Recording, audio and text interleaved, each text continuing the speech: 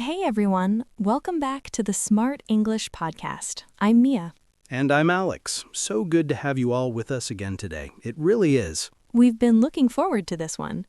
Alex, how have you been feeling lately? It feels like we're always at that point of the year where things are just winding down, or perhaps for some, ramping up again after a little break. You know, Mia, it's funny you ask. I've actually been feeling a bit reflective, I guess.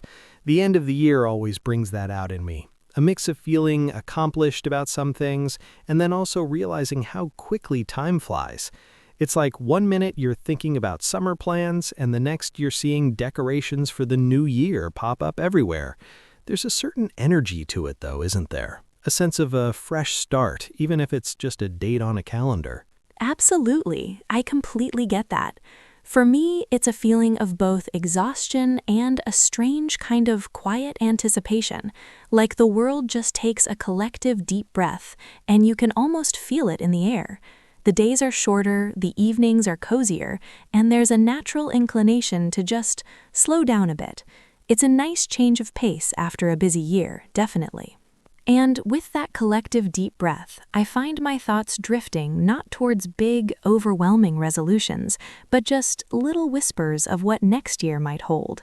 Like you start to just passively imagine things, not necessarily setting concrete goals, but just having some ideas float around. Does that happen to you, Alex? That gentle contemplation of what's ahead without any pressure? Yeah, definitely, Mia. I think gentle contemplation is the perfect phrase for it. It's not about sitting down with a spreadsheet and mapping out every single month, which honestly can feel quite intimidating. Instead, it's more like what feels good to think about. What small changes or even continuations of good habits might I want to invite into 2026? It's okay if those thoughts are a bit vague or if you're not entirely sure what they mean yet. It's just about opening that mental door, isn't it, to possibilities, even small ones. Exactly. It's almost like observing your own thoughts about the future, rather than trying to force them into a rigid structure. And that feeling of not being sure yet, I think that's completely valid and actually quite common. Life happens, things change, so having a bit of fluidity in those early thoughts about the next year seems really healthy. So, when you let those thoughts drift, Alex, what kind of things are gently surfacing for you when you think about 2026? Are there any particular areas, maybe work or just personal time, or learning something new, that feel a bit more prominent in your mind? That's a great question, Mia. It's interesting because when I think about 2026, the first thing that comes to mind isn't a massive career change or a huge project. It's more about balance, actually. I've been feeling like I want to really consolidate some of the good routines I've built up this year, especially around rest and personal time. I mean, we all work hard, but sometimes you look back and realize you've been running on fumes a bit. So for 2026, I'm thinking about being more intentional about those moments of downtime, maybe taking proper lunch breaks more consistently, or making sure I schedule in creative time that isn't tied to any output or work goal, just for the sheer enjoyment of it. I love that. That focus on rest and intentional downtime is so crucial, and often it's the first thing to go when things get busy. So for you, it's about protecting that space a bit more.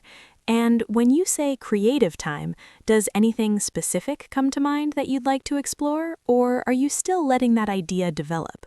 Yeah, protecting that space is definitely key. And for creative time, I'm not sure what exactly that will look like, honestly. It could be something as simple as getting back into sketching, which I haven't done in ages, or maybe even trying a new recipe just for fun, without worrying if it's going to be a masterpiece. It's more about the act of creating rather than the outcome. And on the learning front, I've been casually thinking about trying to improve my Spanish. Nothing intense, maybe just an hour a week with an app, just to keep it ticking over. It's not a must-do, but more of a would-be-nice-to-do kind of thing. That sounds wonderfully low pressure and sustainable. I really appreciate that approach. It's about enriching life in small, manageable ways. For me, thinking about 2026, it's also leaning towards more balance. I've had a fairly intense couple of years with work, and while I love what I do, I feel a strong pull towards more quiet mornings, so maybe less rushing, more mindful starts to the day. I'm also thinking about getting back into reading more physical books instead of just scrolling on my phone. There's something so different about holding a book, and perhaps exploring more local nature trails. I live in a beautiful area, and I don't always take advantage of it as much as I could. Oh, the physical books. I completely understand that. There's a real joy in turning pages, isn't there? And those quiet mornings and local nature trails sound incredibly grounding. It's interesting, Mia, how our plans aren't really grand declarations, but more like subtle shifts we want to make to feel better, more present. It's not about achieving a specific numerical goal, but about enhancing the quality of our daily lives. And that flexibility you mentioned earlier about plans changing, I think that's vital here. If I try to sketch and it doesn't feel right, that's okay. I can pivot to something else. The intention is there, but the execution can adapt. Exactly, the intention is key, and that really takes the pressure off, knowing that it's okay for things to evolve. For me, another small thing is reconnecting with friends more intentionally. Life gets busy, and sometimes you realize months have passed without a proper catch-up, so making a conscious effort to schedule those coffee dates or walks. Nothing extravagant, just being present with the people that matter. It's about nourishing those connections. And also, perhaps decluttering a bit more around the house. Not a complete overhaul, but just taking one small area at a time. It always makes me feel so much lighter afterwards. Oh, the decluttering, yes.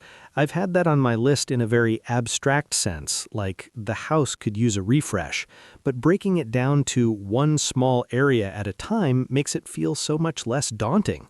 That's a great way to approach it. And the reconnecting with friends is so important. Sometimes it just takes that little nudge, that one message to get the ball rolling again. It's not about adding more to your plate, but about prioritizing what genuinely brings joy and peace. Right, it's about being realistic, isn't it? We're not trying to become entirely different people overnight. It's about small, consistent steps that accumulate into a better feeling year. And honestly, it's reassuring to hear that your thoughts are also in that gentle, evolving space. It makes me feel less alone in not having everything perfectly mapped out. Totally. And I think that's the beauty of looking ahead this way. It acknowledges that life is a journey, not a destination. And sometimes the best plan is to simply be open to what unfolds, while gently nudging things in a direction that feels good. I mean, who knows what unexpected opportunities or challenges 2026 might bring? Being too rigid might actually prevent us from embracing those new things. That's a very wise perspective, Alex. Being open and flexible. I think that's a good guiding principle for whatever comes our way next year. Well, before we wrap up, Alex, I thought it might be nice to just share a couple of useful words related to these kinds of gentle future thoughts for anyone who might be finding their own way with their 2026 ideas. Just 2 or 3 simple ones. Oh, that's a lovely idea, Mia. A nice little takeaway. Exactly. So the first one is contemplate. To contemplate means to think deeply about something for a long time. For example, I often contemplate my future during quiet evenings. It's that thoughtful, unpressured reflection we've been talking about. Perfect. And another good one could be pivot. To pivot means to change direction or focus. So my plans for the weekend might pivot depending on the weather. It speaks to that flexibility we discussed, accepting that things can shift. Yes, pivot is excellent for describing how plans can change. And finally, maybe intentional. When you do something intentionally, you do it on purpose, with a clear aim or plan in mind. Like, I want to be more intentional about my rest in 2026. It's about being mindful and purposeful. Those are 3 really spot-on words for this conversation, Mia. They capture that essence perfectly. It really feels like a good reminder to take things step by step, doesn't it? Not to rush into the new year with grand expectations, but to approach it with a sense of calm and openness. Absolutely. One day at a time, one small intention at a time. It's about building something sustainable, not just something flashy for January 1st. Well said. And on that reflective note, we'd love to hear your gentle thoughts and small plans for 2026 in the comments below. If you enjoyed this episode and found it helpful or just simply relaxing to listen to, please do subscribe to Smart English Podcast and like the video. It really helps us out. Thank you so much for joining us, everyone. We truly appreciate you spending this time with us. And we'll catch you next time on the Smart English Podcast. Take care.